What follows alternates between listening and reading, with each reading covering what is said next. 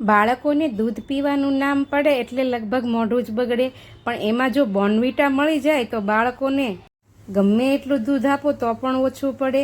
અને મોટાને ડાયટિંગમાં protein shake તો અત્યારે કોમન જ છે. તો આજે આપણે બંને પ્રોટીન પાવડર અને બાળકો માટે સ્પેશિયલ બોર્નવિટા પાવડર ઘરે બનાવીશું, જે એકદમ હેલ્ધી છે. બાળકોના મગજના વિકાસ અને શરીરના વિકાસની સાથે યાદશક્તિમાં પણ વધારો કરશે અને મહિલાઓ કે મોટાને માટે હાડકાના દુખાવા, સ્નાયુના દુખાવા કે પછી વાળ કે સ્કિનની બધી જ તકલીફોમાં ફાયદાકારક તેવો પ્રોટીન પાવડર બનાવીશું. તમે મારી રેસીપી વિડીયો જોતા હોય ને રેસીપી ગમતી હોય, ચેનલ ઉપર નવા હોય ને સબસ્ક્રાઈબ ન કર્યું હોય તો સબસ્ક્રાઈબ કરી લેજો. ત્યાં આપેલું બેલ આઇકન જરૂરથી દબાવજો, જેથી તમને મારી આવી હેલ્ધી અને હોમમેડ રેસીપીના વિડીયો મળતા રહે. તો ચાલો પ્રોટીન પાવડર કે પછી બોર્નવિટા બનાવવાનું ચાલુ કરીએ. મેં અહીં બધી જ વસ્તુઓ માપથી લીધી છે અને અંદાજિત 500 ગ્રામ જેટલો વસ્તુ લઈ લીધી છે, જેમાં મખાણા, કાજુ, બદામ, અખરોટ બધા જ ફ્રેશ ડ્રાયફ્રૂટ્સ લીધા છે અને તેની સાથે સીડ્સ પણ લીધા છે, પમ્પકિન સીડ્સ, સનફ્લાવર સીડ્સ અને મગજતરીના સીડ્સ. અને હા, જે બુરુ સાકર આવે છે દેશી, તે લીધી છે.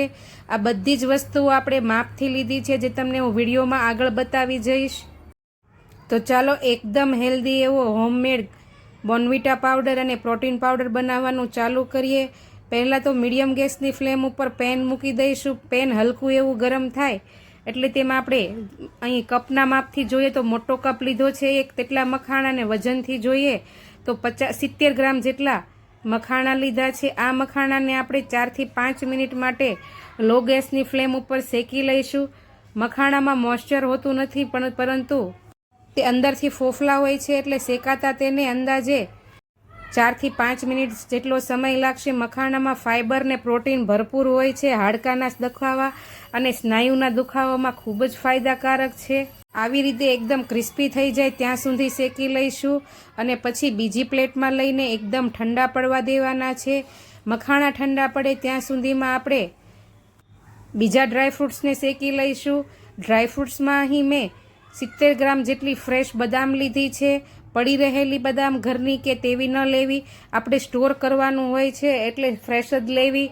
અને આ ડ્રાયફ્રૂટ્સને શેકવાનું મુખ્ય કારણ જ છે કે પછી તેમાં રહેલું મોઇશ્ચર ન રહે, એટલે લાંબો ટાઈમ સુધી આ પાવડર સારો રહે, ગાંઠા પડી ન જાય કે જામી ન જાય. તો આવી રીતે બદામને પણ આપણે 3 થી 4 મિનિટ માટે શેકવાની છે. 50 થી 60% જેટલી શેકાઈ જાય ત્યાં સુધી શેકીશું. હવે તમે જુઓ તેમ થોડી હળવી થઈ ગઈ છે. અત્યારે તેમાં આપણે 70 ગ્રામ જેટલા કાજુના ફાડા એડ કર્યા છે. કાજુને શેકાતા વાર નથી લાગતી અને બદામને શેકાતા વાર લાગે છે, એટલે આપણે પહેલાં બદામ થોડી શેકી લઈ પછી જ તેમાં કાજુ એડ કરીશું, એટલે બંનેનું મોઇશ્ચર સરખું રહે, વધારે બળી પણ ન જાય ને ટેસ્ટ પણ જળવાઈ રહે. એટલે આવી રીતે બંને વારાફરતી શેકીશું. ડ્રાયફ્રૂટ્સને શેકાતા અલગ અલગ સમય લાગે છે.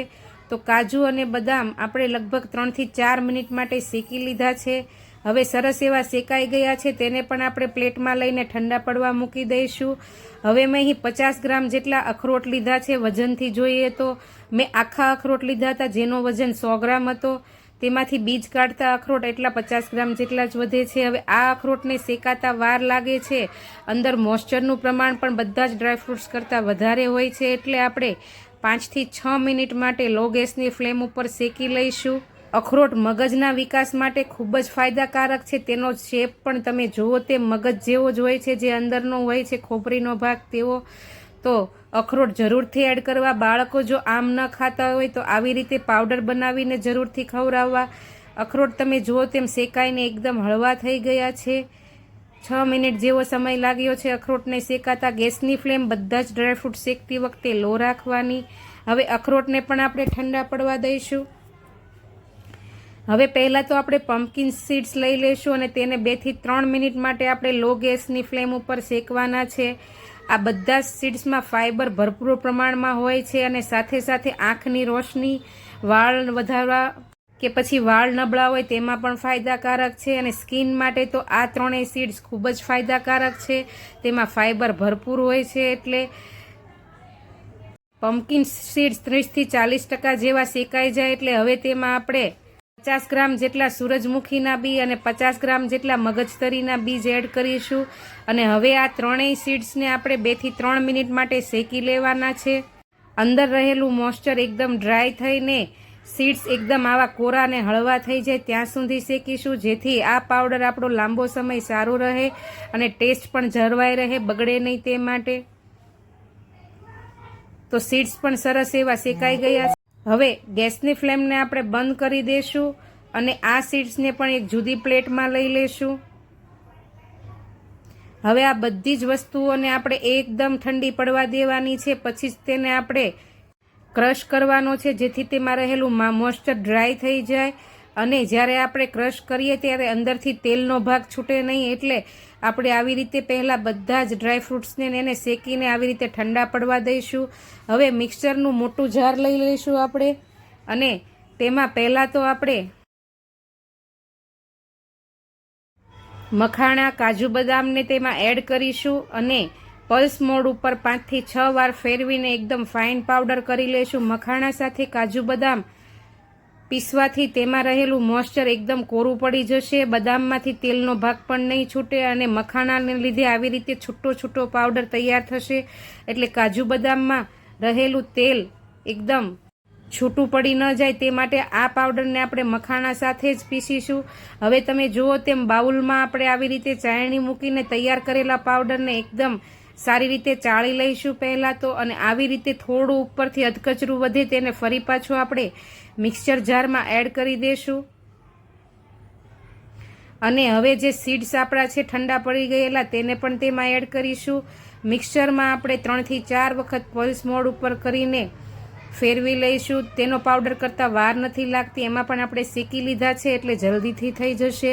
અને તેને પણ આવી રીતે ચાળણીમાં લઈને થોડો થોડો એડ કરીને એકદમ સરસ એવો ચાળી લઈશું, જેથી અંદર ગાંઠા પણ ન રહે અને પાવડર લાંબો સમય સુધી સારો રહે. આ પાવડર તમે ફ્રીજમાં રાખી નહીં તો પણ બહાર લગભગ 6 મહિના સુધી સારો રહેશે, તેનો ટેસ્ટ પણ નહીં બગડે. હવે પહેલાં તો પ્રોટીન પાવડર બનાવવા માટે આપણે અહીં 200 ગ્રામ જેટલી સાકર લીધી છે અને તેને એકદમ જે મિશ્રી સાકર આવે છે તે લઈ લીધી છે અને તેને આપણે મિક્સચર જારમાં એડ કરીને એકદમ ફાઇન આવો પાવડર તૈયાર કરી લઈશું. આપણે મિશ્રી સાકર જ લેવાની છે પ્રોટીન પાવડર માટે. હવે આપણે જે ડ્રાયફ્રૂટ્સ અને સીડ્સનો પાવડર તૈયાર કર્યો છે તેને આવી રીતે 2 પાર્ટમાં ડિવાઈડ કરી લઈશું. એક પાર્ટમાં આપણે પ્રોટીન પાવડર બનાવીશું, જેમાં જે આપણે સાકર પીસીને તૈયાર કરી હતી તે ચમચાના માપથી જોઈએ તો 4 ચમચા અને વજનના માપથી જોઈએ તો 100 ગ્રામ જેટલી સાકર તેમાં એડ કરીશું. ગળપણ તમને પીવામાં ગમતું હોય તે પ્રમાણે તમે વધારે ઓછું પણ કરી શકો, પણ એટલી સાકર માપે રહેશે. બરાબર ઉપર નીચે કરીને આપણે મિક્સ કરી દઈશું. તમે જુઓ તેમ તૈયાર બજારમાં જે પાવડર મળે છે પ્રોટીન પાવડર તેવો જ બન્યો છે દેખાવમાં પણ. તો આ આપણો પ્રોટીન પાવડર, તેને તમે ડબ્બામાં ભરીને કે પછી કાચની બોટલ એરટાઇટ હોય તેમાં ભરીને 6 મહિના સુધી સારો રહે, બહાર પણ રાખી શકો. હવે આપણે બાળકો માટે હોમમેડ બોર્નવિટા બનાવીશું. તો 30 રૂપિયાનું જે પેકેટ આવે છે બોર્નવિટાનું તે લઈ લીધું છે. એટલામાં આપણે આ પેકેટ આખું એડ કરી દઈશું અને આમાં આપણે સાકર નહીં નાખીએ, કારણ કે બોર્નવિટામાં ગળપણનો ભાગ હોય છે એટલે. અને આ પાવડરમાં આપણે બોર્નવિટાને બરાબર મિક્સ કરી દઈશું. તમે જુઓ તેમ તેનો કલર પણ એકદમ બોર્નવિટા જેવો જ થઈ જશે. તો સરસ એવો હોમમેડ બોર્નવિટા પાવડર પણ તૈયાર થઈ ગયો છે. તમે કીધું તેમ આને તમે એરટાઇટ ડબ્બામાં ભરીને બહાર રાખશો તો પણ 6 મહિના સારો રહેશે. તો બંને પાવડર આપણા હોમમેડ તૈયાર થઈ ગયા છે. આ પાવડરમાંથી સવારે બાળકોને કે પછી મહિલાઓને કે પછી જીમમાં જતા હોય તેના માટે પણ 1.5 ચમચી કે 1 ચમચી જેટલો ગ્લાસમાં લઈ દૂધ એડ કરી બરાબર મિક્સ કરી પીવાથી આખો દિવસ એનર્જી જળવાઈ રહેશે અને શરીરના શારીરિક અને માનસિક વિકાસ પણ સારો થશે. તો છે ને એકદમ ઇઝી રીત, હોમમેડ, એકદમ ચોખ્ખો અને સસ્તો એવો પ્રોટીન અને બોર્નવિટા પાવડર બનાવવાની. તો ચાલો આવતીકાલે ફરી મળીશું. ત્યાં સુધી આવજો. જય શ્રી કૃષ્ણ.